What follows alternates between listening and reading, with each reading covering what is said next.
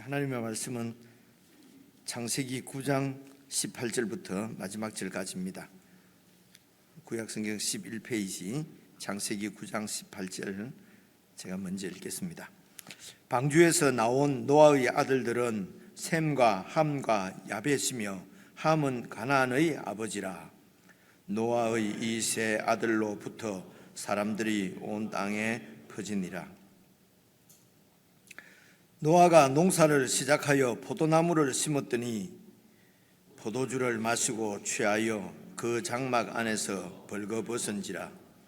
가나안의 아버지 함이 그의 아버지의 하체를 보고 밖으로 나가서 그의 두 형제에게 알림해 셈과 야벳이 옷을 가져다가 자기들의 어깨에 메고 뒷걸음질 들어가서 그들의 아버지의 하체를 덮었으며 그들이 얼굴을 돌이키고 그들의 아버지의 하체를 보지 아니하였더라. 노아가 술이 깨어 그의 작은 아들이 자기에게 행한 일을 알고 이에 이르되 가나안은 저주를 받아 그의 형제의 종들의 종이 되기를 원하노라 하고 또 이르되 셈의 하나님 여호와를 찬송하리로다. 가나안은 셈의 종이 되고 하나님이 야벳을 창대하게 하사 셈의 장막에 거하게 하시고 가나안은 그의 종이 되게 하시기를 원하노라 하였더라. 홍수 후에 노아가 350년을 살았고 그의 나이가 950세가 되어 죽었더라. 오늘 말씀은 이제 여러분 18절을 보시면은요, 방주에서 나온 노아의 아들들은 이렇게 해서 이제 방주에서 나와서 이제 어제까지 말씀은 이제 하나님께서 또 이제 그 노아가 제사를 드리고 방주에서 나왔어요. 그리고 또 하나님께서 언약을 말씀하시고 뭐 그런 이제 말씀이 있고, 그리고 이제 20절부터 노아가 농사를 짓고 포도나무를 이제 포도 농사를 지었어요. 그래 그 포도를 가지고 이렇게 이제 술을 먹고 취해서 이게 하체를 드러내고 하는 것은 이제 그 벌거벗은 수치를 드러냈다는 그런 완곡한 표현입니다. 그래서 어떻게 그런 고대나 지금이나 이렇게 그 하체를 드러내는 것은 이제 그 수치를 의미하게 되거든요. 이제 그런 얘기가 나오고 또 그것을 이렇게 막 떠벌리고 뭐 숨겨주고 뭐 그렇게 해서 이제 그 노아가 술이 깨어서 이제 그게 돼서 이제 손자를 이렇게 저주를 하고, 그리고 28절에 이제 노아는 죽고, 그리고 10장 보면은 노아의 아들 그 셈과 함과 야벳의 톨레도트는 일하다 그러면서 이제 장면이 바뀌거든요. 제가 말씀을 드리려고 하는 것은 노아가 이제 그 방주에서 나왔으면 이 방주에서 노아의 그 홍수를 경험하고 방주에서 나왔다고 하는 것은 무지무지 큰 사건이잖아요, 그죠? 그런 큰 그 천지가 이렇게 완전히 개벽되는 이런 사건을 이제 경험하고 나와서 그리고 350년을 더 살다가 죽었거든요. 그래서 350년 사는 동안 얼마나 또 많은 일이 안 있었겠습니까? 그런데 오늘 이런 방금 말씀드린 이 얘기만 딱 나와요, 그죠? 350년 일을 압축시켜서 대표적으로 말하면 이 이야기다. 술 먹고 그냥 취해서 수치를 드러내고 그렇게 해서 그냥 그 자식과 손자를 저주하고 그리고 죽었다. 그러니까 이 말씀이 어떤 도대체 우리에게 이렇게 기록해서 하나님께서 우리에게 말씀하시려고 하는 그 의도가 이제 무엇이겠느냐 하는 것이요. 그래서 너희들이 살 때도 이렇게 노아처럼 이렇게 술 먹으면 안 돼. 혹은 근데 노아가 술 먹었다고 해서 노아가 잘못은 또 자기가 했잖아요. 그러니까 왜 또 자식을 또 저주하는 거예요? 참 해도 너무하지 않습니까, 그죠? 그래 이런 것을 통해서 도대체 우리에게 뭘 말씀하시려고 그러는 것인가? 이제 이런 생각을 하게 되면은 지금 이 기록이 무슨 노아의 그 방주에서 나온 다음에 가정 생활을 어떻게 했는지, 신앙 생활을 어떻게 했는지 그런 걸 가지고 우리에게 교훈하려고 기록한 것 같지는 않다는 것입니다. 그렇죠? 제가 지금 드리는 말씀이 조금 제가 무슨 말을 하려고 하는지는 좀 아시겠죠, 그죠? 전혀 모르시는. 하기야 저도 이 생각을 어제도 계속 읽으면서 도대체 무슨 얘기를, 아니 이 얘기가 왜 나와? 도대체 그냥 만약에 그냥 제가 설교를 한다면 이 본문 가지고는 절대 설교 안 할 것 같아요. 나도 무슨 말인지 모른다 이러면 안 되는데. 근데 참 들여다보고 생각하고, 그리고 이제 제가 지금 이 말씀을 드리는 겁니다. 그죠? 근데 이 말씀은 이제 여러분 처음 들었으니까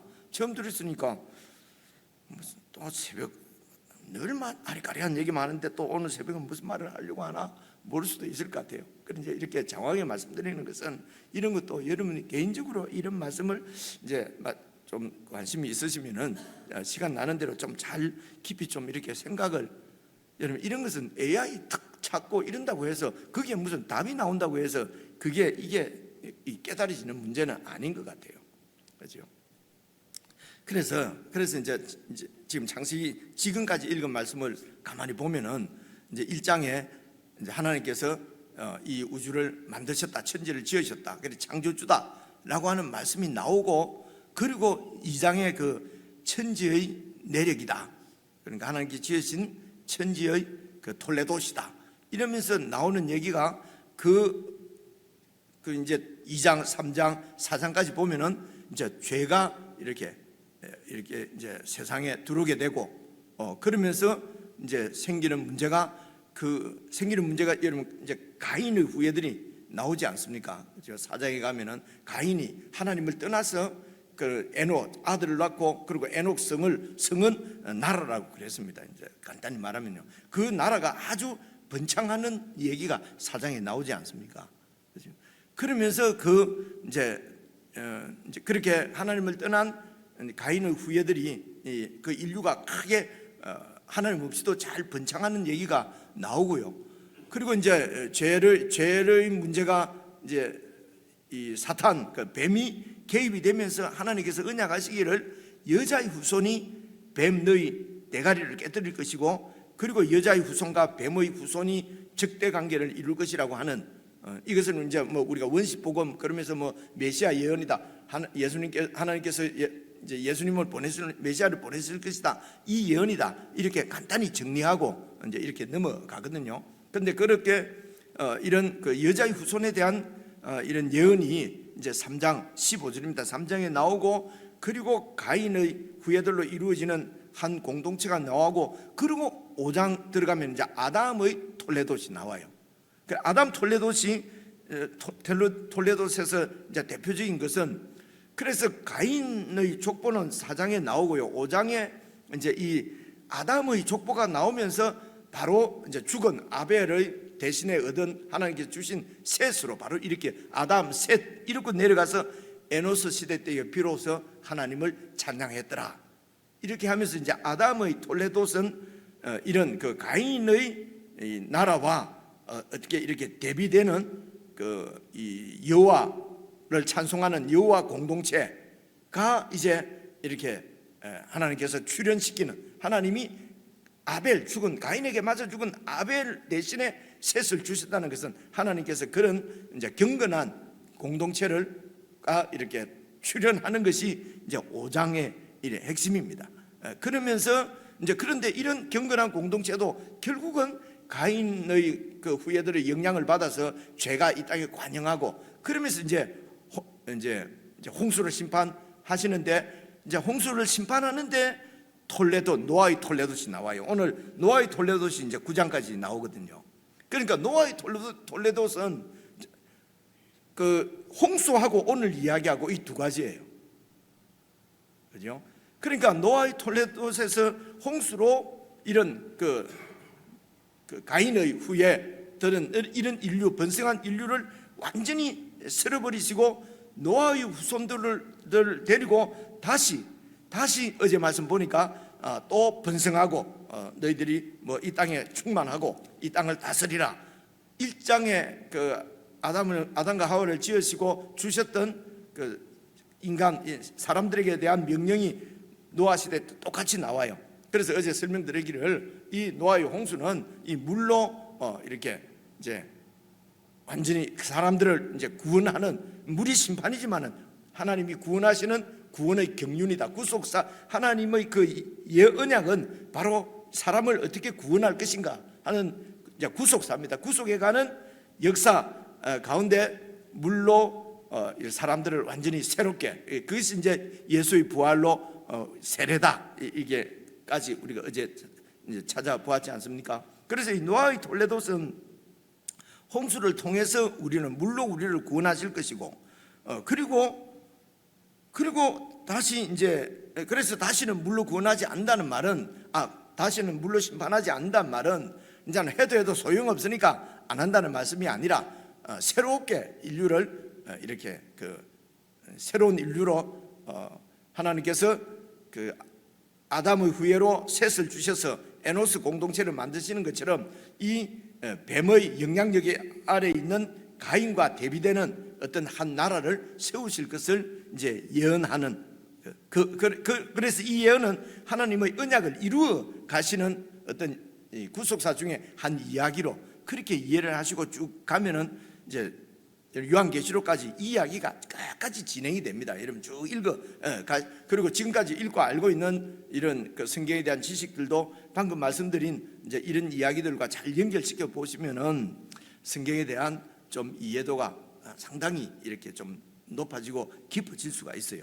그래서 어쨌든 이제 오늘 이 18절부터 이게 무슨 신앙생활 혹은 가정생활 이야기인 것 같지는 않는데, 어쨌든 이제 이런 묵상을 하실 때는 일단 이제 이 성경에 나와 있는 말씀을 가지고 관찰 질문이죠. 관찰 질문처럼 이제 우선 묵상을 한번 이렇게 문자 그대로 우선 살펴보며 이렇게 적용해 보는 것도 아주 좋습니다. 그래서 우선 2절을 보시면은요, 노아의 이 세 아들로부터 사람들이 이제 온 땅에 퍼졌단 말입니다. 퍼지는데 20절에 노아가 농수를 시작해서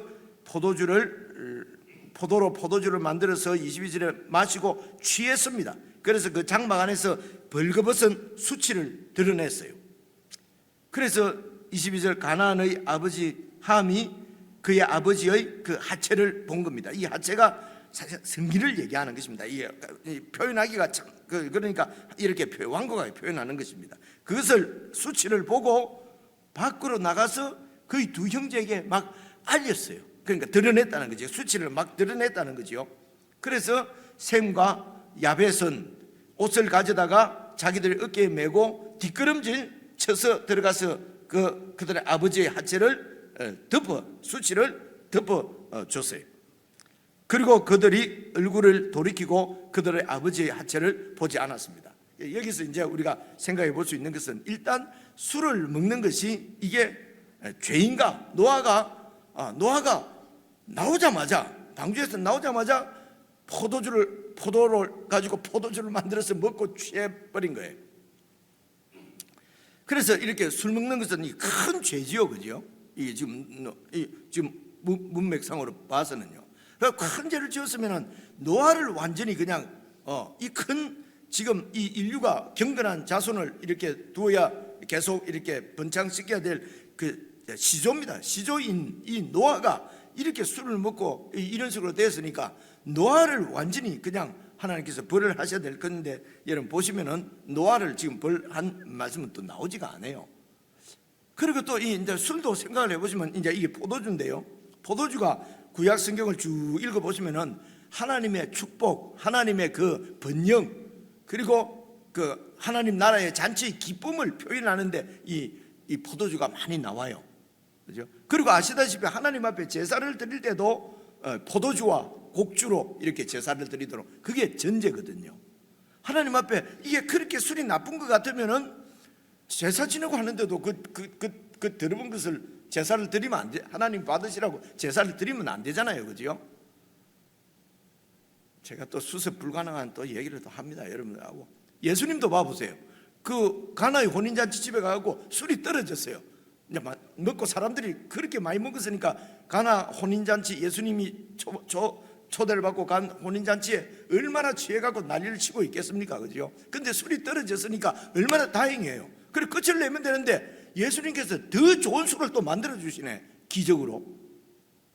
그래서 술은 먹어도 되지만 취하지만 않으면 된다. 성경에도 취하지 말라는 말은 있지만 먹지 말라는 말은 없다. 참 궁색하지요. 술은 취하려고 먹는 거지 배부르려고 먹는 게 아니잖아요. 그래서 예수님께서 술을 만들어 주신 것은 자 먹고 취하지는 말고 배부르려라 이거 만들어 주는 게 아니고 먹고 취하고 그렇게 기뻐하라고, 잔치집이니까 그래 만들어 주신 거예요. 그래서 술을 먹는, 그래 저 뒤에 가면 또 뭐 바울이 또 그 디모데에게도 그러잖아요. 그 디모데가 좀 속이 약했는가 봐요. 그러니까 그 약한 그 소화기가 문제가 있는가, 그 네 병을 위해서 포도주를 반주로 한 잔씩 먹어라. 입맛이 돌지요. 그러니까 이 포도주를 먹고 술을 먹는 자체를 갖다가 죄라고 하기는 참 어려워요. 그 죄라고 하시면 안 돼요. 안 되는데 또 잠언에 보면은요, 몇 장 몇 절인지 이제 기억은 나지 않는데 이 술은 쳐다보지도 말고 근처에 가까이 하지도 마라. 그러면서 막 뱀이 막 우리 속으로 들어오는 것처럼 포도주가 그렇게 우리를 이렇게 홀린다. 절대로 먹지 마라. 보지도 말라라고 하는 말씀도 있어요. 그죠? 그리고 이제 이 제사장들이 제사 드리러 들어갈 때는 술을 못 먹게 했어요. 왜? 그 들어가고, 그러니까 이 술이 이성을 마비시키기 때문에. 그래서 이제 기쁨을 막 이렇게 북돋우는 역할도 하지만은 이성을 마비시키기 때문에 그렇기 때문에 그냥 하나님 앞에 제사 드릴 때는 정신 똑바로 차리고 제사를 드려야지. 그래서 아마 여러분 처음 아론이 이제 대제사장인데 그 첫 아들이 넷입니다. 첫째 아들, 둘째 아들이 제사장직을 이제 함께 이제 아들하고 행하는데 다른 불을 들여서 이 두 아들이 죽어요. 바로 하나님 앞에 제사 드릴 때 다른 불을 들였다고 되어 있어요. 근데 이것도 문맥을 쭉 보면은 한 잔 하고 들어가서 제사 드렸을 가능성이 많아요. 그러니까 이게 죄송합니다, 간띠가 막 부어가지고 이 부산말로 그래가지고 다른 불 들여갖고 죽어버리거든요. 그래서 이제 이 술이 오용될 때, 남용될 때 생기는 문제 때문에, 그래서 이제 그거는 문제지요. 남용이 되면은 문제를 일으키는데, 그래서 술을 쳐다보지도 말고 이런 말도 있고, 그리고 신약 성경에 와서 하나님 나라의 기쁨은 성령에 취해서 기뻐하는 것이지, 그게 에베소서니까 5장에 나오는 얘기예요. 성령에 취하라는 얘기입니다. 그런데 이제 뭐 이렇게 기쁨을 만끽하기 위해서 이제 술을 먹는다 하는 것은, 특별히 한국 사회 같은 데서는 술이 아주 남용되는 경우가 대표적인 문화죠. 그죠? 여러분 잘 아는 대로 저 뭐 어디 독일이나 뭐 어디 유럽 가면은 포도주 한 잔 가지고 밥 먹을 때까지 2시간 3시간 갖고 한 잔 갖고 먹는다 그러는데, 우리 한국 분들은 독일에 가 있는 분이나 캐나다 가 있는 분이나 한국 분들은 포도주 딱 보면요 쭉 마셔버립니다. 그러니까 그냥 취해가지고, 그래서 어떤 죄를 지으려고 마음 먹을 때는 술 먹고 하잖아요. 맨정신에 안 지어지니까. 아니, 안 해본 것처럼 그렇게 하지 마시고요. 그죠? 나쁜 짓을 하려고 하면 술을 먹어요. 그래서 뭔가 뇌물을 줘서 이렇게 해가 뭔가를 부정하게 뭔가 뭐 오다를 딴다든가 막 할 때는 술부터 먹이잖아요. 맨정신에는 뇌물을 잘 안 받거든요. 그리고 이렇게 부정하게 잘 안 하니까 정신 오락가락 할 때 엉뚱짓 하고 막 나쁜 짓 하고, 그래서 술을 먹고 나쁜 짓 하기도 하고 나쁜 짓 하려고 술 먹기도 하고, 이건 하나님 앞에 죄지요. 술이 자체가 죄가 아니고 이런 것이 이게 죄란 말입니다. 그래서 한국 사회는 이런 게 안 믿는 사람들도 이 술은 이게 죄의 근원이다 이렇게 생각하고 금주 뭐 학교 뭐 해갖고 끊으려고 그렇게 애를 쓰잖아요. 그러니까 소위 그리스도인들은 이런 한국 문화에서의 술을 가까이 하고 한 잔이라도 먹고 하는 것은 그것은 죄라기보다는 덕을 위해서 안 해야 되는 일이죠. 그래서 그리스도인들은 술을 가까이 안 하는 게 좋습니다. 꼭 마셔야 될 이유가 있을 때는 다른 사람 보지 않는 데서, 특별히 공공장소에 있는 이런 안 믿는 사람들이 서빙하는 이런 식당이나 이런 데서 그때 할 때는 그렇게 할 때는 그냥 나무야무 탑을 이러면서 그 술을 먹어야지. 거기다 내놓고 권사님, 그 장로님, 목사님 하면서 한잔하고 하는 것은, 그는 아무리 좋게 얘기해도 여러분 그것은 죄는 아니라 할지라도 다른 사람에게 술 먹어도 된다고 하는, 그렇게 해서 완전히 범죄케 만드는 일이 될 수가 있단 말입니다. 그죠? 이제 그런 얘기고, 그리고 이제 수치가 드러났는데 수치를 이렇게 덮어주지 않는 것, 이제 가족의, 아버지의, 그죠? 그래서 우리가 오늘 이제 이렇게 나쁜 얘기를 들었을 때, 이제 험담하는 얘기를 들었을 때 그것을 덮어주는지 아니면은 같이 드러내는지, 이제 이런 것도 잘 생각해 보시면요, 험담을 들었을 때, 다른 사람이 수치를 이렇게 봤을 때 그것을 이렇게 덮어주는가, 이제 막 드러내는가. 그래서 평소 때는 저도 이제 이게 잘 덮어주는 정도로 하나님이 좀 성숙을 시켜 주셨구나. 이제 이렇게 이제 이게 어떻게 하면 되는 건가, 정말 내 지체다, 내 형제다, 이렇게 하니까 덮어지구나 되는 줄 알았는데 또 보니까 또 아니에요. 다 경계하지 않으면은 이런데 걸려 넘어가는 거지요. 이렇게 이제 어제도 또 이렇게 이렇게 교제하는 자리 이런 데서 이렇게 해보면은 의도적으로 한 것 같지는 않은데 오늘 말씀을 딱 보니까 의도적으로 한 것 같기도 하고요. 다른 사람의 수치를 이렇게 같이 자꾸 드러내는 거지요. 교묘하게 드러내는 것을 오늘 아침에 성경 읽으면서 딱 마음에, 그러면 사람들 어쩌냐면요, 이제는 절대로 사람 안 만나야지 이럽니다. 나를 지키기 위해서. 여러분, 안 만나면 교제가 끊어지면은 그건 공동체가 아니지요.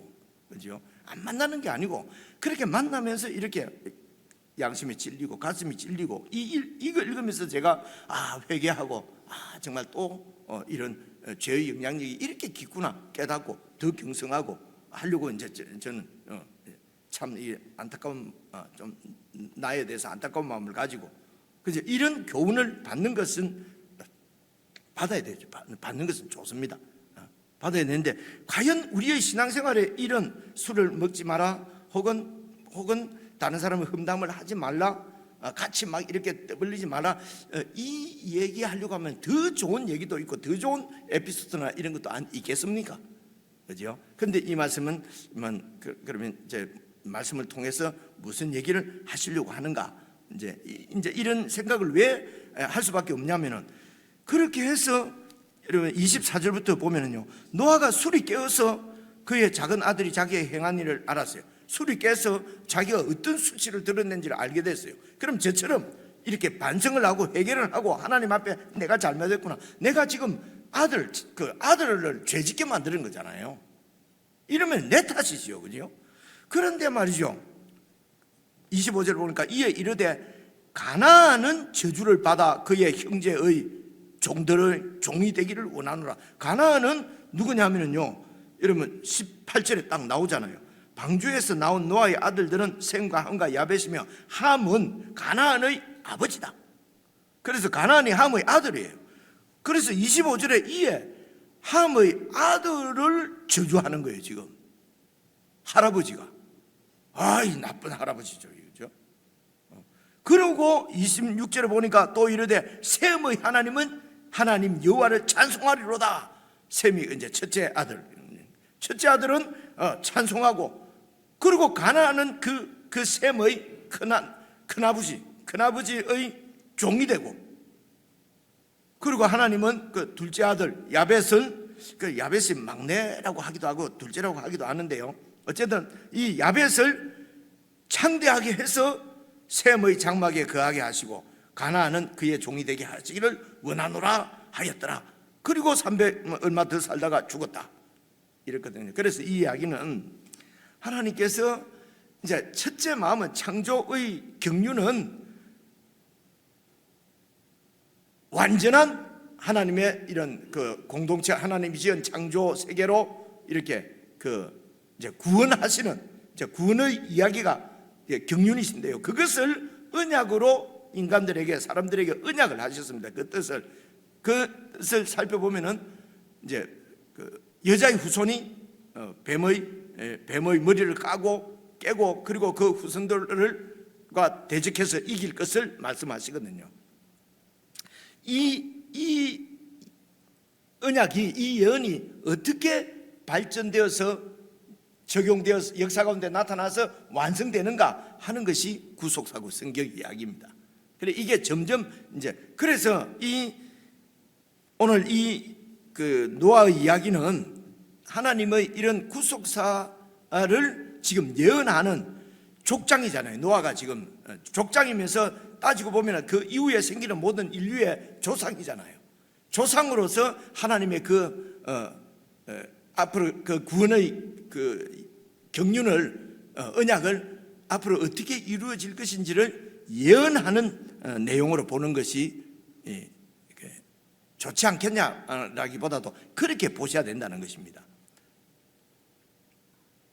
그래서 실제로 있었던 어떤 이 노아의 가정에 생긴 이런 에피소드를 통해서 그래서 그 노아의 가정의 최고 어른인 그 족장인 노아를 통해서 메시아적인, 그러니까 창세기 3장 15절에 있는 여자의 후손 이야기가 어떻게 이루어질 것인지를 예언하는 내용이 오늘 이 내용이라는 것입니다. 그래서 이제 25절을 보면 이 가나안은 저주를 받아서 그 형제의 종들이 종이 된다는 말은 가나안을 이기는 그 어떤 그 공동체의 나라의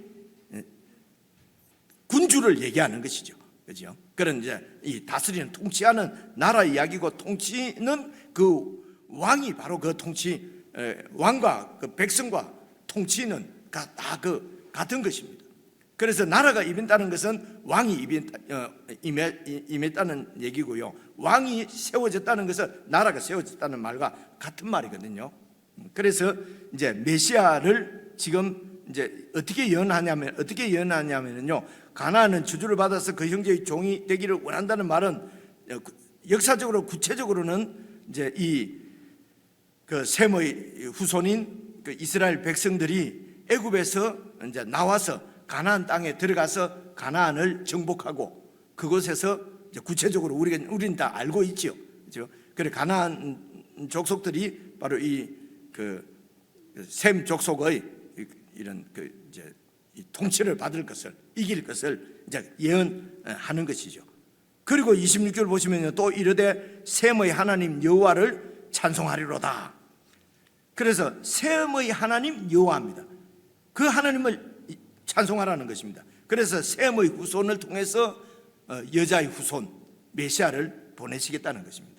그래서 메시아의 예언이 나올 때는 꼭 찬송이 꼭 따라 나와요. 같이 나오는 경우가 거의 대부분이에요. 여러분 우리가 생각나는 대로 사무엘서에 나오는 그 사무엘의 어머니 한나의 기도에도 보면은 그 찬송하리로다 이러면서 결국은 메시아 예언이거든요. 그리고 여러분 사가랴, 신약성경에 누가복음에 와서 사가랴의 그 찬송도 예언도 그 이제 찬송이 나오고요. 대표적인 것은 마리아의 창가. 이게 우리가 같이 공유하고 있지 않은 걸 가지고 얘기하면 좀 어려울 수 있고요. 공유하시는 분들은 이해를 하실 것입니다. 그러니까 이 마리아 창가도 보면은 그게 메시아의 노래거든요. 거기도 보면 찬양하리로다 이렇게 나와요. 그러니까 이것은 지금 셈의 후손을 통해서 메시아가 오실 거라는 것입니다. 그래서 찬송하리로다 이렇게 얘기하는 것입니다. 그렇게 해서 가나안은 셈의 종이 되고, 그러니까 셈의 후손으로 온 메시아가 왕이 될 것이라는 그런 말씀입니다. 그 왕은 셈의 후손을 통해서 오신다는 것입니다.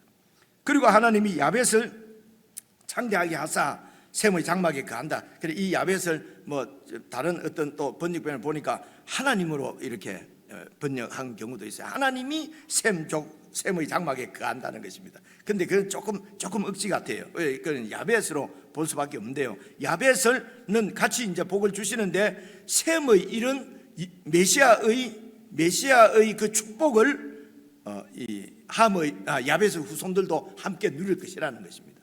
그렇다고 해서 가나안의 후손들은 완전히 이렇게 배제되고 하는 것은 아니죠. 구약 시대 때는 그렇게 됐어요. 그런데 예수님 안에서는 이제는 이스라엘 족속이라고 해서 다 구원받고 가나안 족속이라고 해서 다 이렇게 그리고 또 이런 걸 갖고 가나안 족속을 무슨 이게 그 노아 그 이제 미국의 뭐 옛날 유럽 이런 데서 흑인을 완전히 종으로 노예로 부릴 때도 여러분 그 근거 구절이 이거였어요. 그래서 이제 셈뭐먼 이제 이 황인종이고 그 야벳은 이제 백인들이고 그래서 이 가나안은 토인 그 흑인들이고 그래서 흑인은 이렇게 종이 된다고 성경에 나와 있다. 그래서 흑인들을 노예로 부리고 이랬거든요. 그러니까 여러분 이걸 가지고 여러분 이런 말 들었을 겁니다. 셈의 후손은 황인족이고 이렇게 야벳의 후손은 백인, 이런 건 다 근거 없는 얘기입니다. 근데 이런 것들을 그 어릴 때 우리가 들어놓으니까 자꾸 성경을 읽는데도 이게 자꾸 방해가 되는 거예요. 이게 전혀 그렇지 않아. 흑인이 그런 것, 향후의 후손이 흑인이고 그렇지가 않아요. 이런 설명을 증명을 하려면 시간이 너무 많이 들어요. 그래서 좀 자세히 보면은 이런 게 보이는데 너무 들은 얘기만 갖고 하면은 다 성경을 오해하게 된다. 이제 이런 말씀을 드리는 것입니다. 그래서 이런 하나님께서 그런 메시아를 보내서 이렇게 경건한 백성들의 공동체를 만들 것이다. 그게 실제적으로 구체적으로 드러난 것이 바로 교회입니다.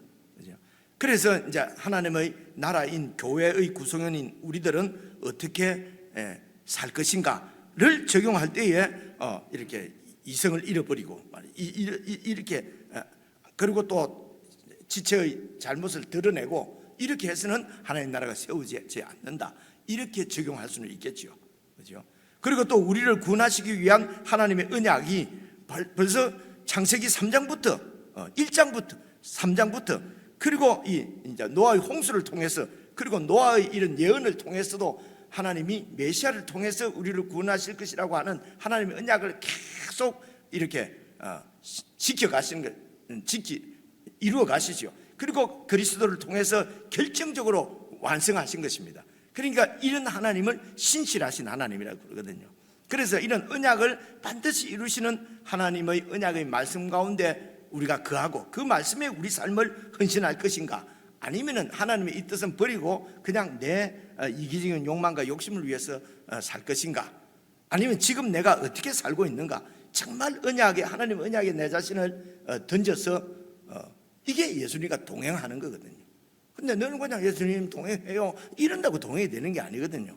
언약에 내 자신을 헌신했는가, 아니면은 내 개인적인 목표나 내 개인적인 이런 그 자존심이나 내 개인적인 이득이나 계속 우리의 모든 것은 이쪽인지 이런 것도 잘 여러분 이렇게 묵상해 보시고 신앙을 이렇게 돌아보시고 하면은 좋은 묵상이 될 수 있을 것 같습니다. 오늘 본문이 짧아서 55분에 마치려고 했는데 오늘도 또 늦었어요. 15분만 10분 정도만 부탁합니다. 개인적으로 묵상하겠습니다.